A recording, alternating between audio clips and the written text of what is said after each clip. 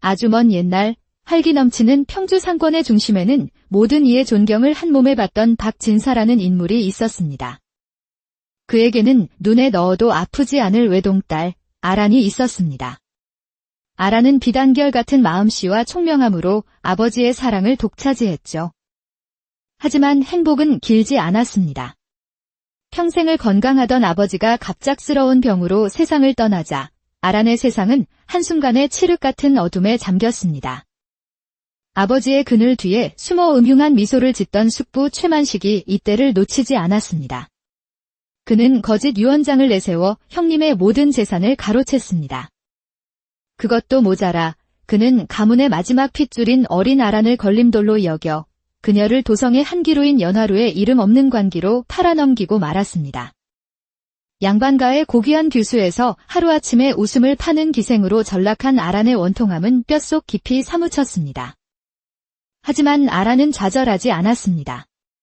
빼앗긴 나의 이름과 가산을 반드시 되찾으리라. 아버지의 원통함을 풀어드리리라. 그녀는 피눈물을 삼키며 굳게 맹세했습니다. 아란은 스스로 도성 제1의 기생이 되었습니다.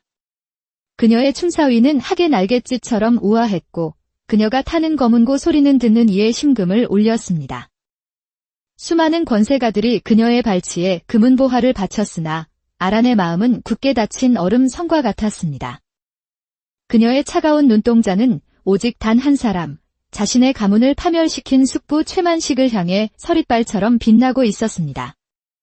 그러던 어느 휘영청 달 밝은 밤, 그녀의 얼어붙은 운명을 뒤흔들 새로운 인연이 찾아왔습니다. 강직한 성품으로 이름 높은 신임 사또, 박현도였습니다. 그는 부임하자마자 이 지역의 토호 세력과 결탁한 비리를 파헤치기 시작했고 그 거대한 악의 중심에 최만식이 있다는 것을 직감하고 있었죠. 그날 밤 연화루는 유난히 소란스러웠습니다. 최만수가 자신의 위세를 과시하려 도성에 내로라 하는 관리들을 모두 불러 모아 성대한 연회를 열었기 때문입니다. 기름진 음식 냄새와 저속한 웃음소리가 누각을 가득 메운 가운데 아란은 위태로운 외주를 타는 광대처럼 춤을 추고 있었습니다. 모두가 그녀의 춤사위에 넋을 잃었지만 아란의 시선은 연회 구석에서 홀로 굳은 표정을 짓고 있는 한 사내에게 머물렀습니다. 바로 신임 사또 박현도였습니다. 그는 주변의 소란함과는 어울리지 않게 깊은 고뇌에 잠긴 채 술잔만 만지작거리고 있었죠. 그의 눈빛은 다른 이들처럼 욕망으로 번들거리지 않았습니다. 오히려 그 속에는 깊은 연민과 정의에 대한 갈망이 담겨 있는 듯 했습니다. 그 순간 아란은 직감했습니다. 저 사람이라면 나의 이 억울한 사연을 외면하지 않을지도 모른다. 춤을 마친 아란은 물 흐르듯 자연스럽게 박현도의 자리로 다가가 술을 따르는 척 몸을 기울이며 나직이 속삭였습니다. 날이 오늘 밤 자시가 되면 관아 뒤뜰 작은 정자로 홀로 나와주시겠습니까? 그녀의 목소리는 미세하게 떨렸지만 그 눈빛만은 강철처럼 단단했습니다. 갑작스러운 기생의 은밀한 부름에 박현도는 놀란 눈으로 그녀를 바라보았습니다. 그저 그런 하룻밤 유희를 위한 수작이라 치부하기엔 그녀의 눈 속에 담긴 절박함이 너무나도 뜨거웠습니다. 내가 그곳에 가야 할 연유가 무엇이오? 이 깊은 밤, 사내를 정자로 부르는 기생의 속내를 내가 어찌 믿는단 말이오? 그의 목소리엔 날이 서 있었지만 그것은 경계심이라기보다 스스로를 다잡기 위한 다그침에 가까웠습니다. 아란은 희미하게 미소 지었습니다. 그 미소는 꽃처럼 화사했지만 설이라도 내린 듯 시리도록 슬퍼 보였습니다. 나리의 칼끝이 향해야 할 곳, 억울한 눈물이 강을 이루는 곳에 대한 말씀을 드리고자 합니다. 믿고 아니 믿고는 나리의 뜻에 달렸사오나 부디 외면치만은 말아주십시오. 제게는 목숨이 걸린 약조입니다. 억울한 눈물이 강을 이루는 곳, 그 한마디가 박현도의 가슴에 비수처럼 날아와 박혔습니다. 그것은 그가 부임한 이래로 밤낮 없이 그의 뇌리를 떠나지 않던 화두가 아니겠습니까? 그는 자신도 모르게 고개를 끄덕였고 아라는 말없이 고개를 숙여 인사를 올리고는 물러났습니다. 요란한 잔치는 계속되었지만 박현도의 마음은 이미 그곳에 없었습니다. 그의 온 신경은 오롯이 달빛 아래 고요히 서 있을 정자를 향하고 있었습니다. 연회가 끝나고 모두가 잠든 깊은 밤, 약속했던 자시가 되자 박현도는 무거운 관복 대신 가벼운 무명옷으로 갈아입고 홀로 관아 뒤뜰로 향했습니다. 휘영청 밝은 달이 기와지붕 위로 은가루를 쏟아내는 가운데 작은 연못가에 자리한 정자에 그림처럼 한 여인이 서 있었습니다. 화려한 연회복이 아닌 소박한 소복 차림의 아란이었습니다. 짙은 화장을 지운 맨 얼굴이 달빛을 받아 오히려 서늘하게 빛나고 있었죠. 그녀는 더 이상 기생 아란이 아닌 상처 입은 한 마리 백로와도 같았습니다. 박현도가 마른 기침으로 인기척을 내자 아란이 천천히 고개를 돌렸습니다. 그녀의 눈동자는 깊은 슬픔으로 가득 찼지만 두려움의 빛은 없었습니다. 이 밤중에 기생의 부름에 응하는 것이 사내로서 얼마나 큰 오해를 살 수 있는지 잘 알고 있어. 허니, 서두는 접고 본론을 말하시오. 나를 이곳으로 부른 진짜 연유가 무엇이오? 먼저 귀한 걸음 해주신 것에 목숨을 건 감사를 올립니다. 제가 날있게 드릴 말씀은 한 가문이 겪은 억울한 몰락에 대한 이야기입니다. 아란은 그동안 가슴속에만 담아두었던 모든 이야기를 풀어놓았습니다. 덕망 높던 아버지의 죽음, 숙부의 배신, 그리고 모든 것을 빼앗긴 채 기생이 되어야 했던 자신의 기구한 운명까지. 날이 하루아침에 정말 눈 깜짝할 사이에 모든 것을 잃었습니다. 아비의 사랑도 제 이름 석자마저도 송두리째 빼앗긴 것입니다. 그 악독한 자는 지금 이 순간에도 빼앗은 재물로 부귀영화를 누리고 있는데 힘없는 계집의 절규를 들어주는 이는 아무도 없었습니다. 아무도 말입니다. 아란의 눈에서 마침내 뜨거운 눈물 한 방울이 툭 하고 떨어졌습니다. 달빛에 비친 그 눈물방울이 박현도의 심장을 꿰뚫는 듯 했습니다. 그는 더 이상 모른 척할 수 없었습니다. 이것은 단순한 이야기가 아니라 바로 눈앞에 선 여인의 피 맺힌 절규라는 것을. 그 악독한 자가 최만수란 말이오.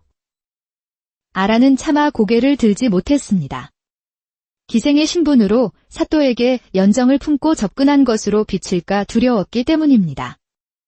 그녀가 망설이는 사이 박현도가 먼저 손을 내밀었습니다. 그 손은 굳건한 약속의 증표처럼 허공에 멈춰 있었습니다.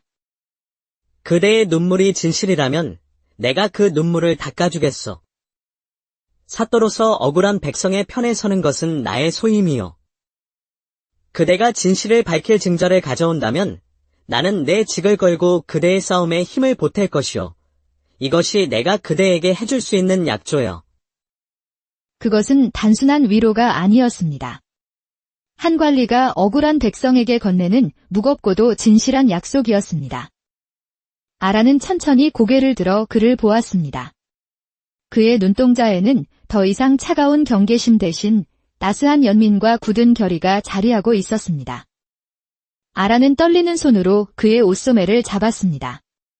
그것이 그녀가 할 수 있는 최선의 대답이었습니다. 달빛만이 두 사람의 위태롭고도 간절한 약속을 말없이 비추고 있었습니다. 그날 이후 아란은 최만수의 오랜 수족인 조 집사를 다음 목표로 삼았습니다. 그는 가문의 비밀을 가장 깊숙이 알고 있을 터였습니다. 아란은 여색을 밝히는 조 집사를 위해 연하로 가장 후미진 별채에 단둘만의 주안상을 마련했습니다. 은은한 향과 아란이 직접 연주하는 애달픈 검은고 소리에 조 집사는 어느새 거나하게 취해 있었습니다. 역시 아란이가 최고야. 내 검은고 소리를 들으면 온갖 시름이 다 녹아내리는 듯하구나. 집사님처럼 귀하신 분을 모시는데 제가 어찌 정성을 다하지 않겠습니까? 대감마님께서도 집사님을 가장 깊이 믿으신다 들었습니다. 그렇고 말고. 이 사람 없이는 대감께서도 손발이 묶인 것과 같으시지. 특히나 돌아가신 큰대감마님의 유산을 정리할 때 내 공이 가장 컸지. 아무도 모를 게야. 그때의 복잡했던 사정을. 정말 대단하십니다. 듣자 하니 큰대감마님께는 여식만 하나 있었다던데 어찌 그 모든 재산이 동생분께 고스란히 넘어갈 수 있었는지요? 쉿. 다 유언장이 있었기 때문이지. 거기엔 분명히 모든 재산을 아우에게 물려준다고 똑똑히 적혀 있었느니라. 내가 바로 그 증인이고. 아, 유언장이 있었군요.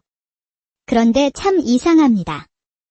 아비를 잃은 그 불쌍한 여식에게는 단 한 푼도 남기지 않으셨단 말입니까? 쯧쯧. 계집이 뭘 알겠느냐.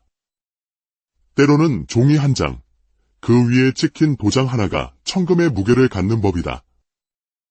그 계집은 제 분수를 모르고 날뛰다가 스스로 복을 걷어찬 셈이지. 그 시각, 박현도는 연하로가 마주 보이는 작은 주막 2층에서 홀로 애를 태우고 있었습니다. 혹여 아란에게 무슨 일이라도 생길까 마음이 타들어가는 듯 했습니다. 저 멀리 별채 문이 열리고 아란이 무사히 걸어 나오는 것을 보고서야 그는 안도의 한숨을 내쉬었습니다. 아란의 마음속에는 이제 듀언장이라는 분명한 실마리가 자리 잡고 있었습니다. 모든 비극의 시작이자 끝이 될 그 종이 한 장을 반드시 제 손으로 찾아내리라. 그녀는 차가운 밤 공기 속에서 다시 한번 굳게 다짐했습니다. 다음 날 아란은 박현도를 다시 만났습니다. 어찌 이리 무모한 짓을 벌이는 것이오. 만약 무슨 일이라도 당했다면 어쩔 뻔했소. 내 마음이 편치 않소. 나리, 제 걱정은 마십시오. 그보다 더 중요한 것을 알아내었습니다. 조집사의 입에서 유언장이라는 말이 나왔습니다. 유언장이랏. 필시 거짓으로 꾸며낸 문서일 터. 하지만 그것을 어찌 증명한단 말이오. 그러니 그 실물을 찾아야 합니다. 거짓은 언젠가 빈틈을 드러내는 법을 꼼꼼히 살핀다면 분명 허점을 찾을 수 있을 것입니다. 아란은 숨을 고르고는 더욱 충격적인 계획을 털어놓았습니다. 사흘 뒤는 최만수의 생일 연회가 열리는 날입니다. 저는 그날 연회의 소란을 틈타 그의 서재에 잠입하여 유언장을 찾아낼 생각입니다. 아니 돼요. 절대 아니 돼요. 그건 호랑이 굴에 제 발로 걸어 들어가는 것과 무엇이 다르단 말이오. 발각이라도 되면 그대는 목숨을 부지하기 어려울 것이오. 나리, 그럴 시간이 없습니다. 기회는 바로 지금뿐입니다. 이것은 제가 감당해야 할 저의 몫입니다. 그대의 짐은 곧 나의 짐이기도 하단 말이오. 어찌하여 나를 이리 무력하게 만드시오. 이선준의 목소리는 절규에 가까웠습니다. 그는 아란의 양어깨를 붙잡고 애원하듯 말했습니다. 저를 믿어주십시오. 이것은 단순한 복수가 아닙니다.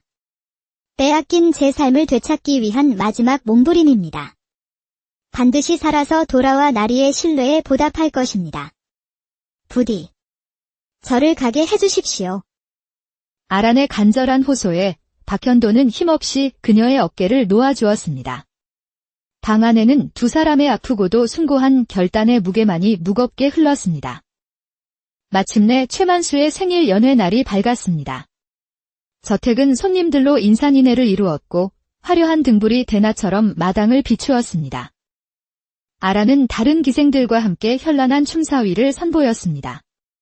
하지만 그녀의 머릿속은 저택의 구조와 경비병들의 움직임을 낱낱이 새기느라 차갑게 계산하고 있었죠. 이야.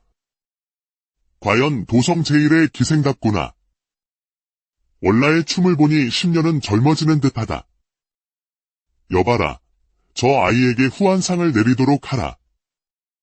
바로 그때 아란이 미리 매수해둔 몸종 하나가 일부러 최만수의 옷에 음식을 쏟는 소동을 일으켰습니다. 사람들의 시선이 온통 그쪽으로 쏠린 틈을 타 아란은 그림자처럼 몸을 날려 마당 구석의 어둠 속으로 사라졌습니다. 그녀는 굳게 닫힌 서재의 문틈으로 야은 철사를 밀어넣어 빗장을 풀고 재빨리 안으로 몸을 숨겼습니다. 짙은 먹과 오래된 종이 냄새가 코를 찔렀습니다. 그녀는 잠금 장치가 가장 튼튼해 보이는 자개장을 주시했습니다. 분명 저 안에 있을 것이다. 한편 저택 담장 밖에서는 박현도가 안절부절 못하며 서성이고 있었습니다. 제발 무사해야 한다. 그는 속으로 수없이 되뇌며 두 손을 모았습니다. 바로 그때 서재 문 쪽에서 조 집사의 목소리가 들려왔습니다. 대감마님께서 서재에 볼 일이 있으시다니 모두 비켜 서거라. 아란의 눈앞이 캄캄해졌습니다. 모든 것이 끝이라고 생각한 순간 그녀의 손끝에 낡은 서책 뒤에 숨겨진 작은 열쇠가 느껴졌습니다. 철컥하는 소리와 함께 마침내 자개장 문이 열렸고 그 안에서 누렇게 변색된 오래된 종이 한 장을 발견했습니다. 바로 아버지의 필체로 적힌 진짜 유언장이었습니다. 모든 재산을 사랑하는 딸 아란에게 물려준다 똑똑히 적혀 있었습니다. 그 옆에는 최만수가 위조한 가짜 유언장이 나란히 놓여 있었죠. 아란이 진짜 유언장을 품에 숨기는 바로 그 순간 서재문이 거칠게 열리고 횃불을 든 최만수와 조 집사가 들이닥쳤습니다. 최만수의 얼굴은 분노로 시뻘겋게 달아올라 있었습니다. 그야말로 도간에 든 쥐의 형국이었습니다. 그러나 아란은 두려움에 떠는 대신 품속에서 위조된 가짜 유언장을 꺼내 들고 차갑게 웃었습니다. 이것을 찾고 계셨습니까, 숙부님? 아니, 이제는 숙부라 부를 가치도 없는 파렴치 아니시지요. 이 죄를 어찌 감당하시렵니까? 내 인연. 아직도 내가 양반가 규수인 줄 아느냐?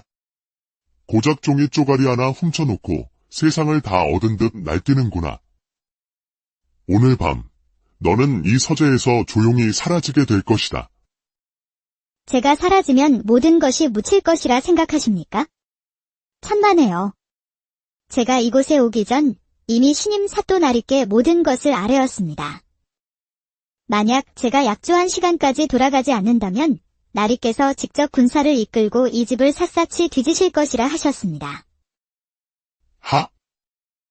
풋내기 사또가 감히 이 최만수를 건드려. 좋다. 어디 한번 기다려 보자꾸나. 내년에 목숨이 먼저 끊어지는지, 그 애송이 사또가 먼저 당도하는지. 여봐라. 전연의 입을 틀어막고 당장 끌어내라. 장정들이 아란에게 달려드는 순간 아란은 필사적으로 소리쳤습니다. 나리. 약조를 잊지 마십시오.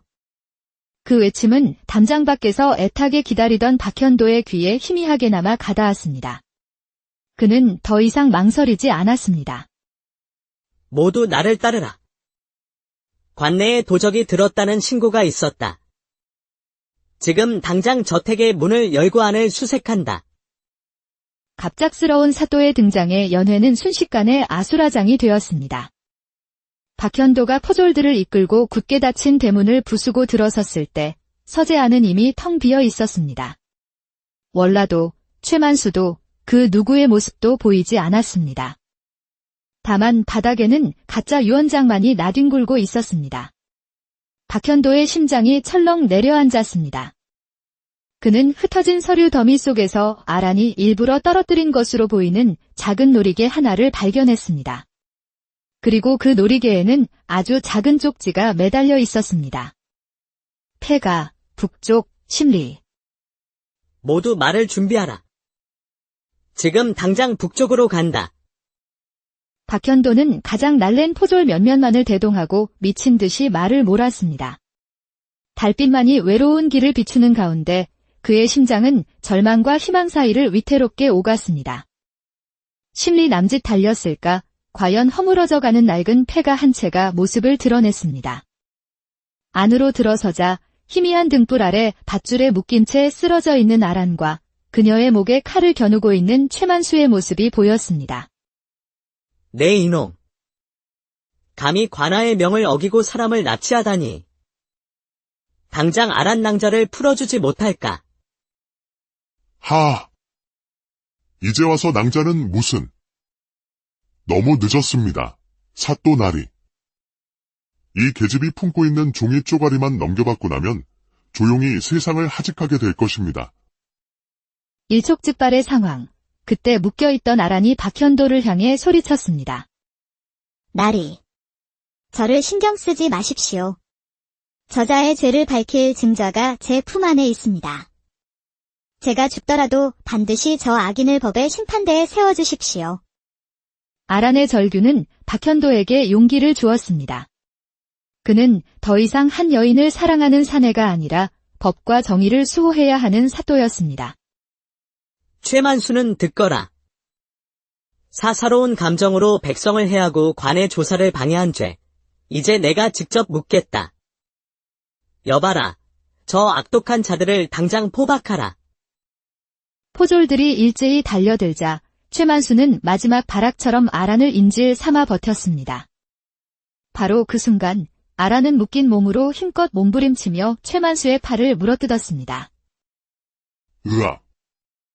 최만수가 비명을 지르며 칼을 놓치는 찰나 박현도가 번개처럼 달려들어 그의 앞을 가로막고 칼을 겨누었습니다. 모든 상황은 순식간에 끝이 났습니다. 마침내 모든 것을 체념한 최만수는 그 자리에 주저앉았고 박현도는 달려가 떨고 있는 아란의 밧줄을 풀어주었습니다. 괜찮소. 다친 곳은 없소. 아란은 대답 대신 품속 깊이 숨겨두었던 진짜 유언장을 꺼내 그의 손에 쥐어주었습니다. 그것은 그녀의 빼앗긴 삶이었고 아버지의 명예였으며 두 사람이 목숨을 걸고 지켜낸 사랑의 증표였습니다. 박현도는 유언장을 든 채 아란을 자신의 품에 가득 끌어안았습니다. 차가운 폐가 안, 두 사람의 뜨거운 눈물이 서로의 어깨를 적시고 있었습니다. 이후 최만수의 모든 죄악은 만천하에 드러났고 그는 법의 엄정한 심판을 받았습니다. 아란은 마침내 자신의 이름과 가문을 되찾았고 박현도와의 사랑 또한 굳건한 결실을 보게 되었습니다. 달밤의 정자에서 시작된 위태로운 약속은 온갖 시련을 이겨내고 마침내 두 사람을 영원히 하나로 묶어주는 운명의 끈이 되었답니다. 아주 먼 옛날 활기 넘치는 평주 상권의 중심에는 모든 이의 존경을 한 몸에 받던 박진사라는 인물이 있었습니다. 그에게는 눈에 넣어도 아프지 않을 외동딸 아란이 있었습니다. 아란은 비단결 같은 마음씨와 총명함으로 아버지의 사랑을 독차지했죠. 하지만 행복은 길지 않았습니다. 평생을 건강하던 아버지가 갑작스러운 병으로 세상을 떠나자 아란의 세상은 한순간에 칠흑 같은 어둠에 잠겼습니다. 아버지의 그늘 뒤에 숨어 음흉한 미소를 짓던 숙부 최만식이 이때를 놓치지 않았습니다. 그는 거짓 유언장을 내세워 형님의 모든 재산을 가로챘습니다. 그것도 모자라 그는 가문의 마지막 핏줄인 어린 아란을 걸림돌로 여겨 그녀를 도성의 한기로인 연화루의 이름 없는 관기로 팔아넘기고 말았습니다. 양반가의 고귀한 교수에서 하루아침에 웃음을 파는 기생으로 전락한 아란의 원통함은 뼛속 깊이 사무쳤습니다. 하지만 아란은 좌절하지 않았습니다. 빼앗긴 나의 이름과 가산을 반드시 되찾으리라. 아버지의 원통함을 풀어드리리라. 그녀는 피눈물을 삼키며 굳게 맹세했습니다. 아란은 스스로 도성 제1의 기생이 되었습니다. 그녀의 춤사위는 학의 날갯짓처럼 우아했고 그녀가 타는 검은고 소리는 듣는 이의 심금을 울렸습니다. 수많은 권세가들이 그녀의 발치에 금은보화를 바쳤으나 아란의 마음은 굳게 닫힌 얼음 성과 같았습니다. 그녀의 차가운 눈동자는 오직 단 한 사람, 자신의 가문을 파멸시킨 숙부 최만식을 향해 서릿발처럼 빛나고 있었습니다. 그러던 어느 휘영청 달 밝은 밤, 그녀의 얼어붙은 운명을 뒤흔들 새로운 인연이 찾아왔습니다. 강직한 성품으로 이름 높은 신임 사또, 박현도였습니다. 그는 부임하자마자 이 지역의 토호 세력과 결탁한 비리를 파헤치기 시작했고 그 거대한 악의 중심에 최만식이 있다는 것을 직감하고 있었죠. 그날 밤 연하루는 유난히 소란스러웠습니다. 최만수가 자신의 위세를 과시하려 도성에 내로라 하는 관리들을 모두 불러 모아 성대한 연회를 열었기 때문입니다. 기름진 음식 냄새와 저속한 웃음소리가 누각을 가득 메운 가운데 아란은 위태로운 외주를 타는 광대처럼 춤을 추고 있었습니다. 모두가 그녀의 춤사위에 넋을 잃었지만 아란의 시선은 연회 구석에서 홀로 굳은 표정을 짓고 있는 한 사내에게 머물렀습니다. 바로 신임 사또 박현도였습니다. 그는 주변의 소란함과는 어울리지 않게 깊은 고뇌에 잠긴 채 술잔만 만지작거리고 있었죠. 그의 눈빛은 다른 이들처럼 욕망으로 번들거리지 않았습니다. 오히려 그 속에는 깊은 연민과 정의에 대한 갈망이 담겨 있는 듯 했습니다. 그 순간 아란은 직감했습니다. 저 사람이라면 나의 이 억울한 사연을 외면하지 않을지도 모른다. 춤을 마친 아라는 물 흐르듯 자연스럽게 박현도의 자리로 다가가 수를 따르는 척 몸을 기울이며 나직이 속삭였습니다. 나리, 오늘 밤 자시가 되면 관아 뒤뜰 작은 정자로 홀로 나와주시겠습니까? 그녀의 목소리는 미세하게 떨렸지만 그 눈빛만은 강철처럼 단단했습니다. 갑작스러운 기생의 은밀한 부름에 박현도는 놀란 눈으로 그녀를 바라보았습니다. 그저 그런 하룻밤 유희를 위한 수작이라 치부하기엔 그녀의 눈 속에 담긴 절박함이 너무나도 뜨거웠습니다. 내가 그곳에 가야 할 연유가 무엇이오? 이 깊은 밤, 사내를 정자로 부르는 기생의 속내를 내가 어찌 믿는단 말이오. 그의 목소리엔 날이 서 있었지만 그것은 경계심이라기보다 스스로를 다잡기 위한 다그침에 가까웠습니다. 아라는 희미하게 미소 지었습니다. 그 미소는 꽃처럼 화사했지만 설이라도 내린 듯 시리도록 슬퍼 보였습니다. 나리의 칼끝이 향해야 할 곳, 억울한 눈물이 강을 이루는 곳에 대한 말씀을 드리고자 합니다. 믿고 아니 믿고는 나리의 뜻에 달렸사오나 부디 외면치마는 말아주십시오. 제게는 목숨이 걸린 약조입니다. 억울한 눈물이 강을 이루는 곳, 그 한마디가 박현도의 가슴에 비수처럼 날아와 박혔습니다. 그것은 그가 부임한 이래로 밤낮 없이 그의 뇌리를 떠나지 않던 화두가 아니겠습니까? 그는 자신도 모르게 고개를 끄덕였고 아라는 말없이 고개를 숙여 인사를 올리고는 물러났습니다. 요란한 잔치는 계속되었지만 박현도의 마음은 이미 그곳에 없었습니다. 그의 온 신경은 오롯이 달빛 아래 고요히 서 있을 정자를 향하고 있었습니다. 연회가 끝나고 모두가 잠든 깊은 밤, 약속했던 자시가 되자 박현도는 무거운 관복 대신 가벼운 무명옷으로 갈아입고 홀로 관아 뒤뜰로 향했습니다. 휘영청 밝은 달이 기와지붕 위로 은가루를 쏟아내는 가운데 작은 연못가에 자리한 정자에 그림처럼 한 여인이 서 있었습니다. 화려한 연회복이 아닌 소박한 소복 차림의 아란이었습니다. 짙은 화장을 지운 맨 얼굴이 달빛을 받아 오히려 서늘하게 빛나고 있었죠. 그녀는 더 이상 기생 아란이 아닌 상처 입은 한 마리 백로와도 같았습니다. 박현도가 마른 기침으로 인기척을 내자 아란이 천천히 고개를 돌렸습니다. 그녀의 눈동자는 깊은 슬픔으로 가득 찼지만 두려움의 빛은 없었습니다. 이 밤중에 기생의 부름에 응하는 것이 사내로서 얼마나 큰 오해를 살 수 있는지 잘 알고 있어. 허니, 서두는 접고 본론을 말하시오. 나를 이곳으로 부른 진짜 연유가 무엇이오? 먼저 귀한 걸음 해주신 것에 목숨을 건 감사를 올립니다. 제가 나리께 드릴 말씀은 한 가문이 겪은 억울한 몰락에 대한 이야기입니다. 아라는 그동안 가슴속에만 담아두었던 모든 이야기를 풀어놓았습니다. 덕망 높던 아버지의 죽음, 숙부의 배신, 그리고 모든 것을 빼앗긴 채 기생이 되어야 했던 자신의 기구한 운명까지. 나리, 하루아침에 정말 눈 깜짝할 사이에 모든 것을 잃었습니다. 아비의 사랑도 제 이름 석자마저도 송두리째 빼앗긴 것입니다. 그 악독한 자는 지금 이 순간에도 빼앗은 재물로 부귀영화를 누리고 있는데 힘없는 계집의 절규를 들어주는 이는 아무도 없었습니다. 아무도 말입니다. 아란의 눈에서 마침내 뜨거운 눈물 한 방울이 툭 하고 떨어졌습니다. 달빛에 비친 그 눈물방울이 박현도의 심장을 꿰뚫는 듯 했습니다. 그는 더 이상 모른 척할 수 없었습니다. 이것은 단순한 이야기가 아니라 바로 눈앞에 선 여인의 피 맺힌 절규라는 것을. 그 악독한 자가 최만수란 말이오. 아라는 차마 고개를 들지 못했습니다. 기생의 신분으로 사또에게 연정을 품고 접근한 것으로 비칠까 두려웠기 때문입니다. 그녀가 망설이는 사이 박현도가 먼저 손을 내밀었습니다. 그 손은 굳건한 약속의 증표처럼 허공에 멈춰 있었습니다. 그대의 눈물이 진실이라면 내가 그 눈물을 닦아주겠소. 사또로서 억울한 백성의 편에 서는 것은 나의 소임이요. 그대가 진실을 밝힐 증거를 가져온다면 나는 내 직을 걸고 그대의 싸움에 힘을 보탤 것이요. 이것이 내가 그대에게 해줄 수 있는 약조요. 그것은 단순한 위로가 아니었습니다. 한 관리가 억울한 백성에게 건네는 무겁고도 진실한 약속이었습니다. 아라는 천천히 고개를 들어 그를 보았습니다. 그의 눈동자에는 더 이상 차가운 경계심 대신 따스한 연민과 굳은 결의가 자리하고 있었습니다. 아라는 떨리는 손으로 그의 옷소매를 잡았습니다. 그것이 그녀가 할 수 있는 최선의 대답이었습니다.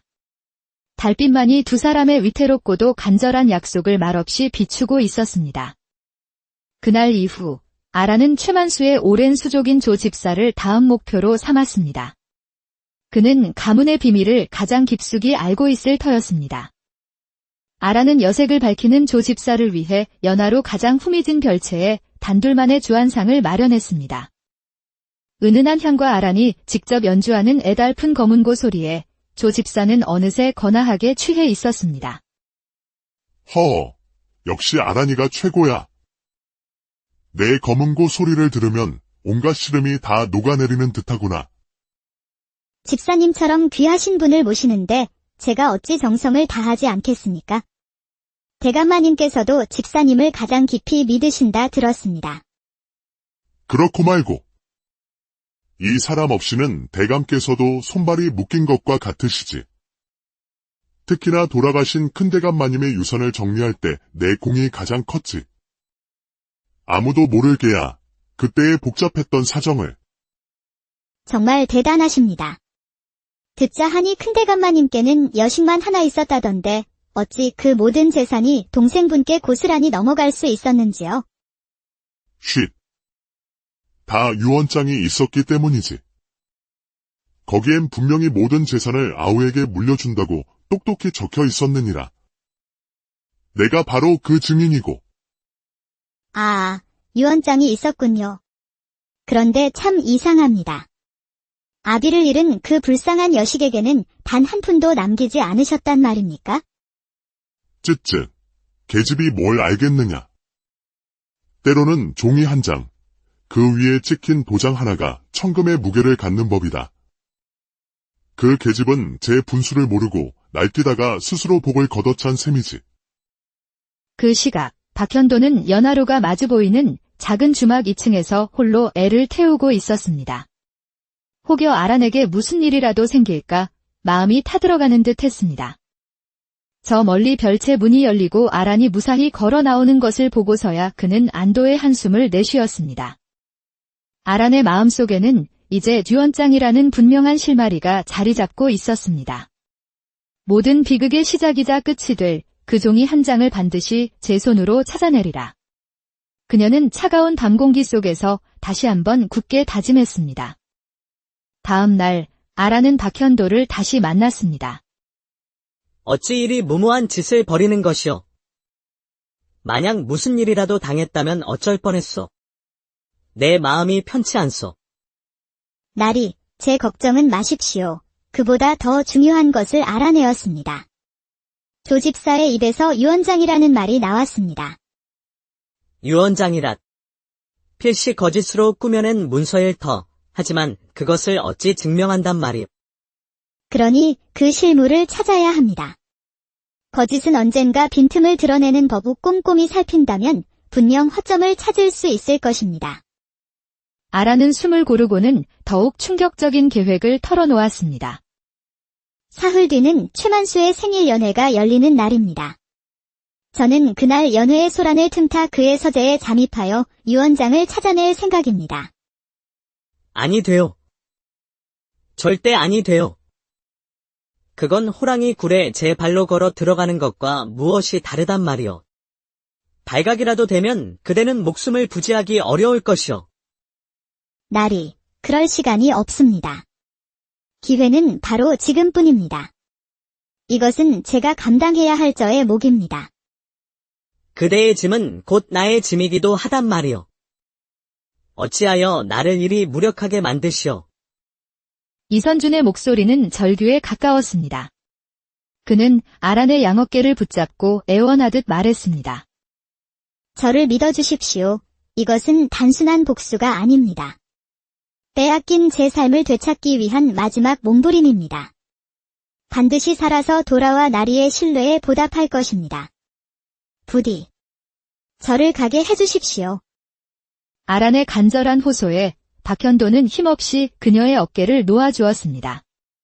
방 안에는 두 사람의 아프고도 숭고한 결단의 무게만이 무겁게 흘렀습니다.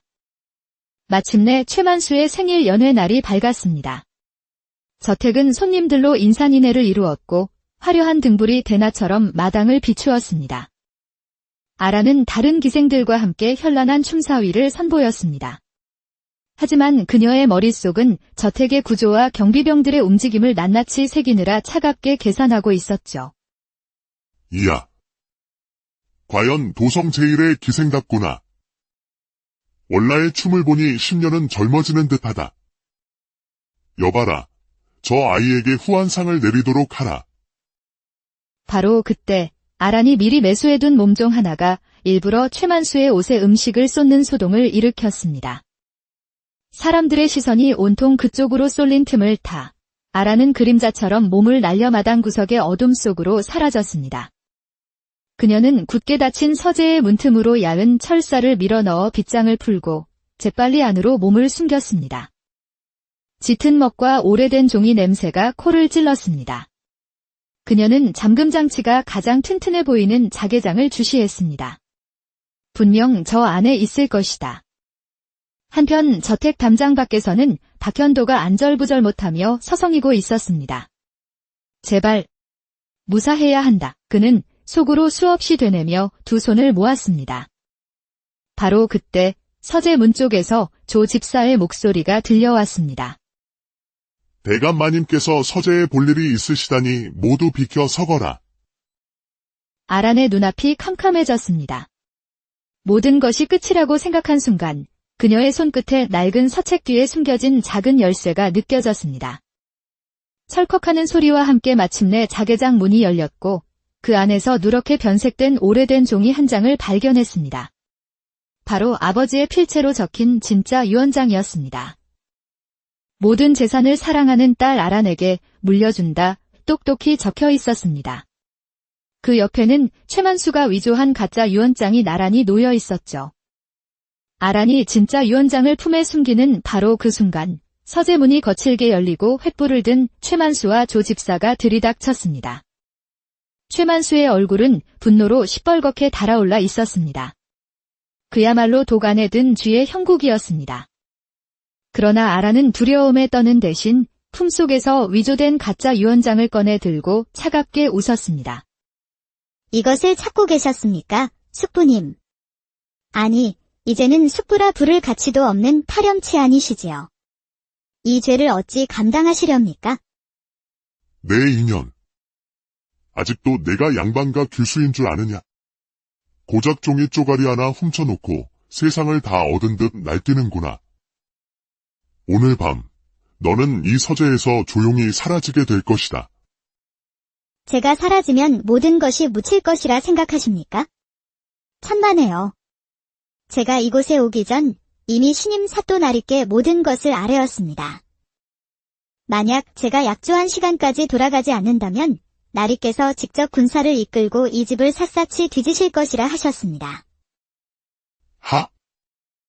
풋내기 사또가 감히 이 최만수를 건드려. 좋다. 어디 한번 기다려 보자꾸나. 내년에 목숨이 먼저 끊어지는지, 그 애송이 사또가 먼저 당도하는지. 여봐라. 전연의 입을 틀어막고 당장 끌어내라. 장정들이 아란에게 달려드는 순간 아란은 필사적으로 소리쳤습니다. 나리. 약조를 잊지 마십시오. 그 외침은 담장 밖에서 애타게 기다리던 박현도의 귀에 희미하게나마 가닿았습니다.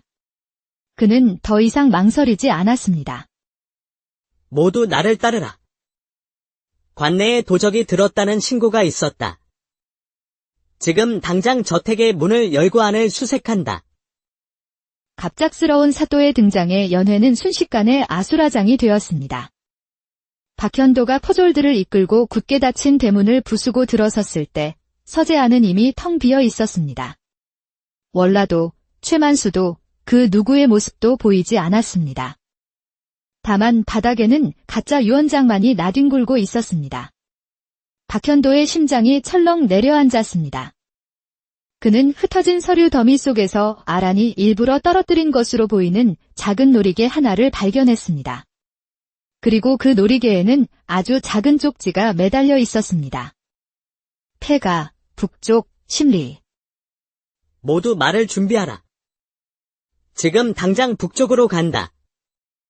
박현도는 가장 날랜 포졸 몇몇만을 대동하고 미친 듯이 말을 몰았습니다. 달빛만이 외로운 길을 비추는 가운데 그의 심장은 절망과 희망 사이를 위태롭게 오갔습니다. 심리 남짓 달렸을까? 과연 허물어져가는 낡은 폐가 한 채가 모습을 드러냈습니다. 안으로 들어서자 희미한 등불 아래 밧줄에 묶인 채 쓰러져 있는 아란과 그녀의 목에 칼을 겨누고 있는 최만수의 모습이 보였습니다. 네 이놈. 감히 관아의 명을 어기고 사람을 납치하다니. 당장 아란 낭자를 풀어주지 못할까? 이제 와서 낭자는 무슨? 너무 늦었습니다. 사또나리. 이 계집이 품고 있는 종이 쪼가리만 넘겨받고 나면 조용히 세상을 하직하게 될 것입니다. 일촉즉발의 상황. 그때 묶여있던 아란이 박현도를 향해 소리쳤습니다. 나리.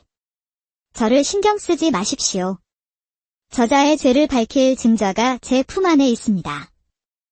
제가 죽더라도 반드시 저 악인을 법의 심판대에 세워주십시오. 아란의 절규는 박현도에게 용기를 주었습니다. 그는 더 이상 한 여인을 사랑하는 사내가 아니라 법과 정의를 수호해야 하는 사또였습니다. 최만수는 듣거라.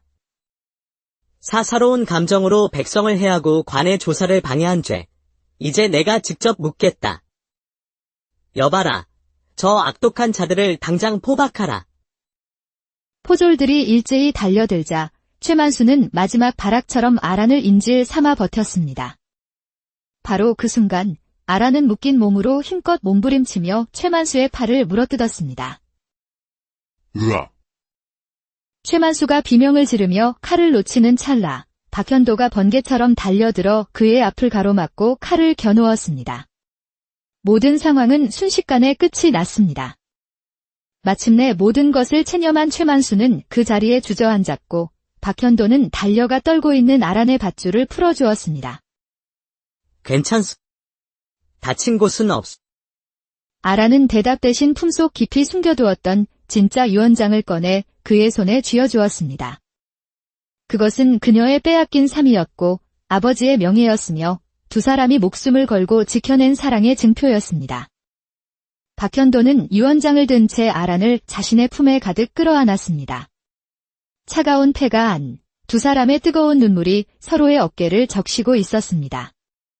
이후 최만수의 모든 죄악은 만천하에 드러났고 그는 법의 엄정한 심판을 받았습니다.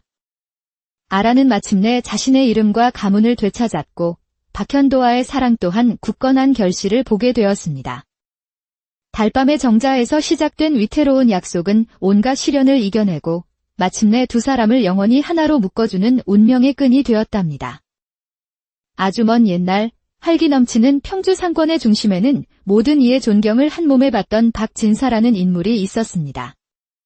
그에게는 눈에 넣어도 아프지 않을 외동딸 아란이 있었습니다. 아란은 비단결 같은 마음씨와 총명함으로 아버지의 사랑을 독차지했죠. 하지만 행복은 길지 않았습니다. 평생을 건강하던 아버지가 갑작스러운 병으로 세상을 떠나자 아란의 세상은 한순간에 칠흑 같은 어둠에 잠겼습니다.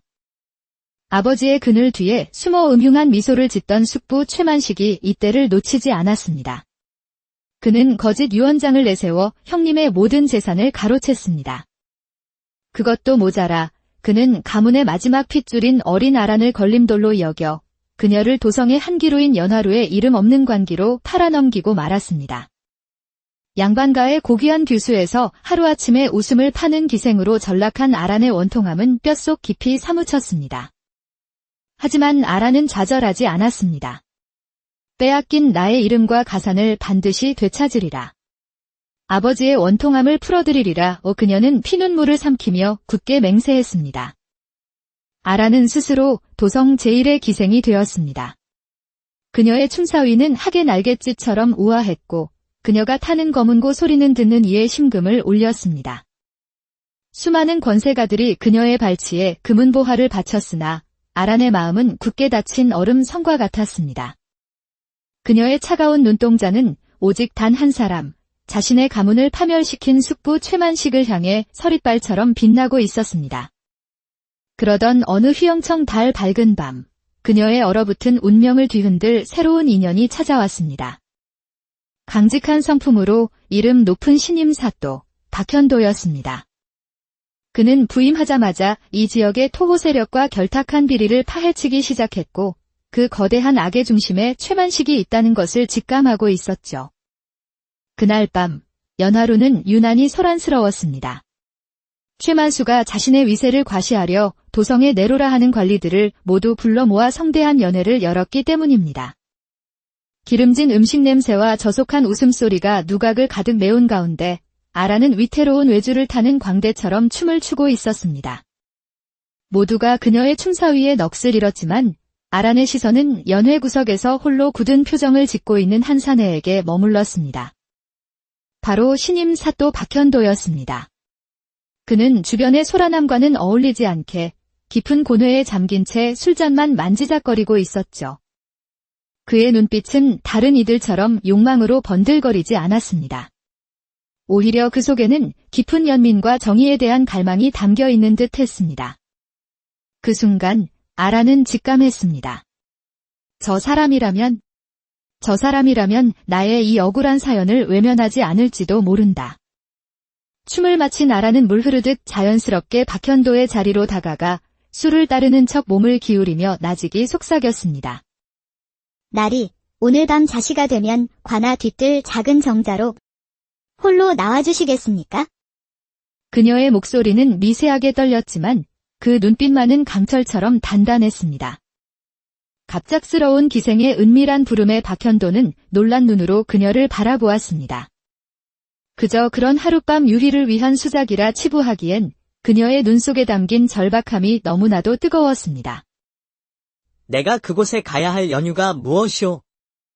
이 깊은 밤, 사내를 정자로 부르는 기생의 속내를 내가 어찌 믿는단 말이오?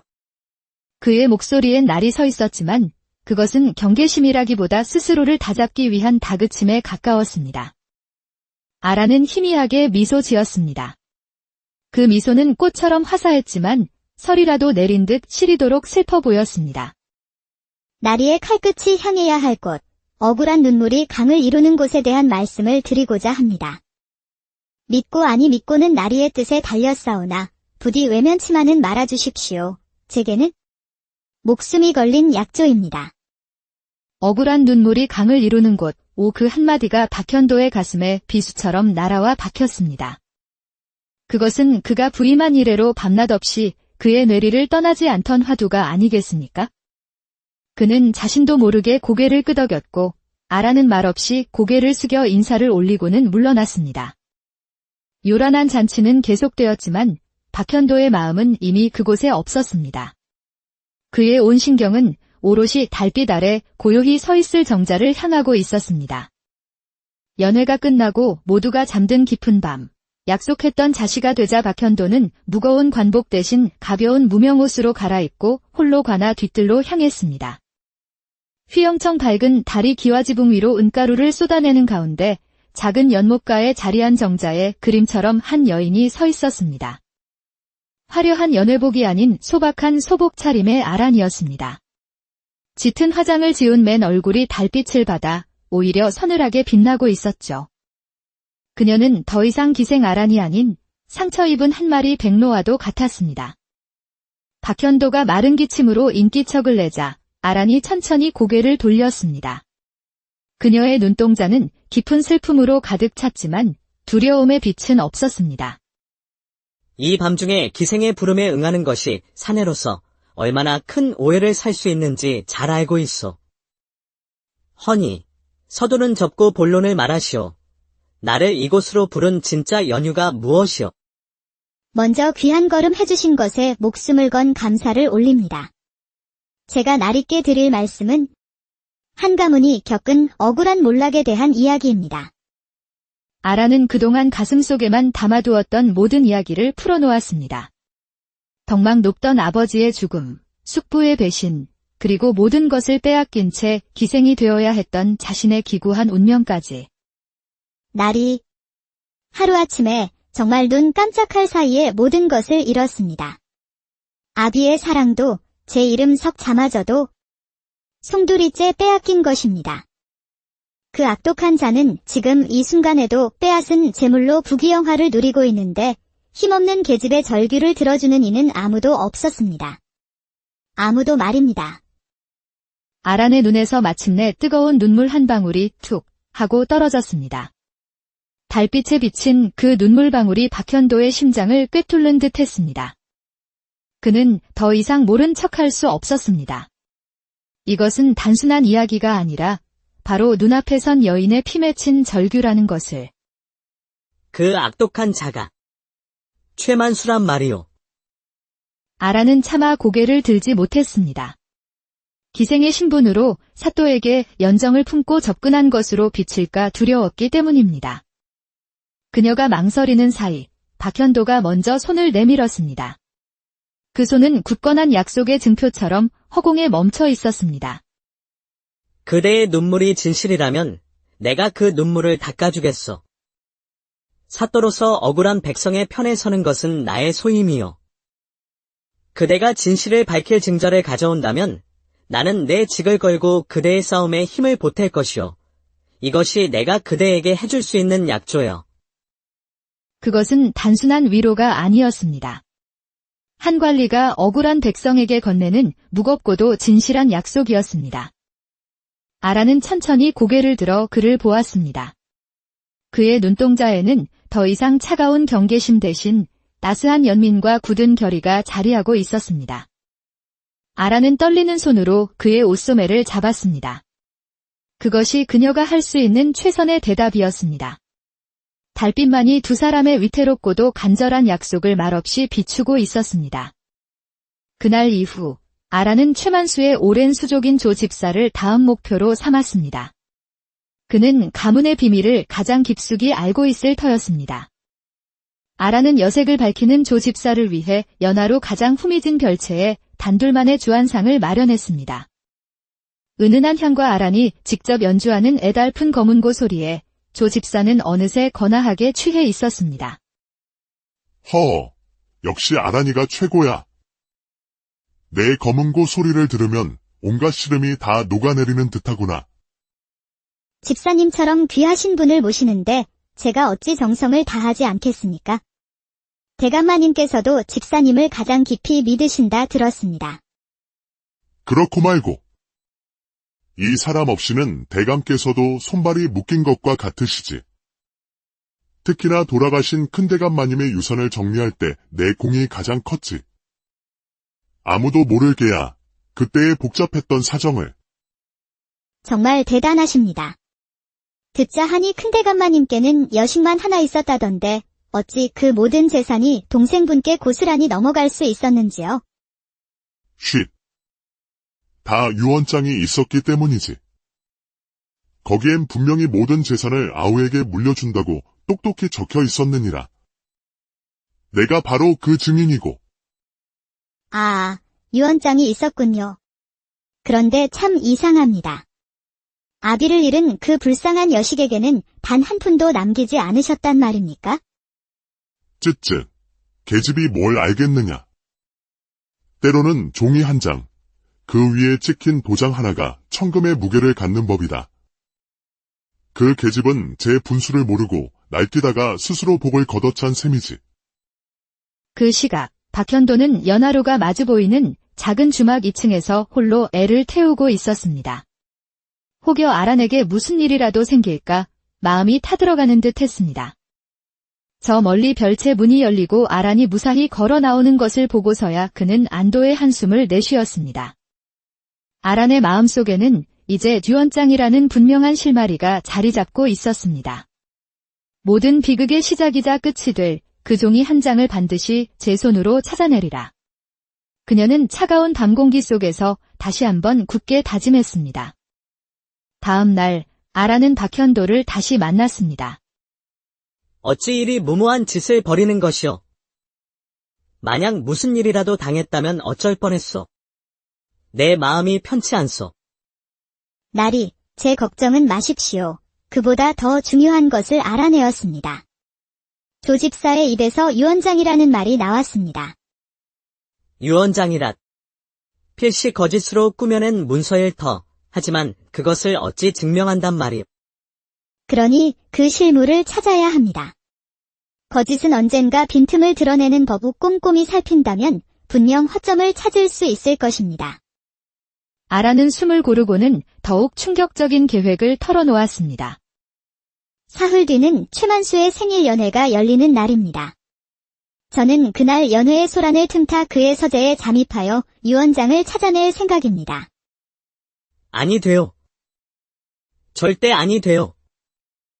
그건 호랑이 굴에 제 발로 걸어 들어가는 것과 무엇이 다르단 말이오. 발각이라도 되면 그대는 목숨을 부지하기 어려울 것이오. 나리, 그럴 시간이 없습니다. 기회는 바로 지금뿐입니다. 이것은 제가 감당해야 할 저의 몫입니다. 그대의 짐은 곧 나의 짐이기도 하단 말이오. 어찌하여 나를 이리 무력하게 만드시오. 이선준의 목소리는 절규에 가까웠습니다. 그는 아란의 양어깨를 붙잡고 애원하듯 말했습니다. 저를 믿어주십시오. 이것은 단순한 복수가 아닙니다. 빼앗긴 제 삶을 되찾기 위한 마지막 몸부림입니다. 반드시 살아서 돌아와 나리의 신뢰에 보답할 것입니다. 부디 저를 가게 해주십시오. 아란의 간절한 호소에 박현도는 힘없이 그녀의 어깨를 놓아주었습니다. 방 안에는 두 사람의 아프고도 숭고한 결단의 무게만이 무겁게 흘렀습니다. 마침내 최만수의 생일 연회 날이 밝았습니다. 저택은 손님들로 인산인해를 이루었고 화려한 등불이 대낮처럼 마당을 비추었습니다. 아라는 다른 기생들과 함께 현란한 춤사위를 선보였습니다. 하지만 그녀의 머릿속은 저택의 구조와 경비병들의 움직임을 낱낱이 새기느라 차갑게 계산하고 있었죠. 이야. 과연 도성 제1의 기생답구나. 월라의 춤을 보니 10년은 젊어지는 듯하다. 여봐라. 저 아이에게 후한상을 내리도록 하라. 바로 그때 아란이 미리 매수해둔 몸종 하나가 일부러 최만수의 옷에 음식을 쏟는 소동을 일으켰습니다. 사람들의 시선이 온통 그쪽으로 쏠린 틈을 타 아란은 그림자처럼 몸을 날려 마당 구석의 어둠 속으로 사라졌습니다. 그녀는 굳게 닫힌 서재의 문틈으로 야은 철사를 밀어넣어 빗장을 풀고 재빨리 안으로 몸을 숨겼습니다. 짙은 먹과 오래된 종이 냄새가 코를 찔렀습니다. 그녀는 잠금 장치가 가장 튼튼해 보이는 자개장을 주시했습니다.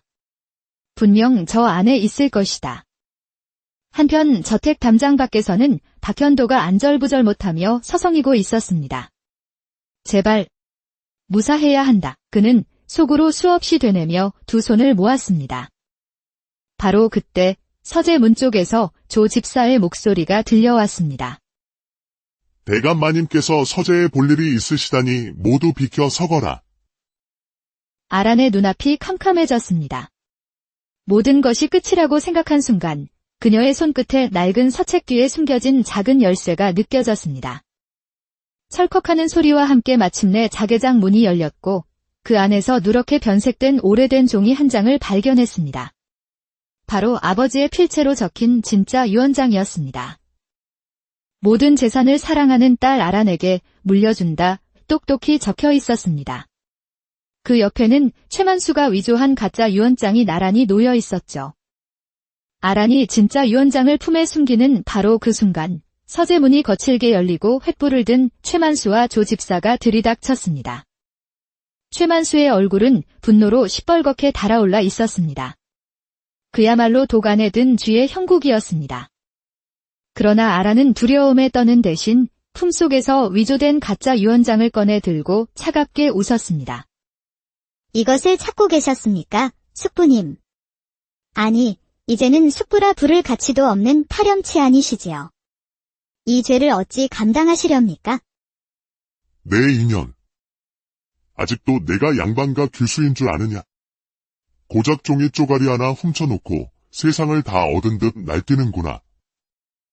오늘 밤, 너는 이 서재에서 조용히 사라지게 될 것이다. 제가 사라지면 모든 것이 묻힐 것이라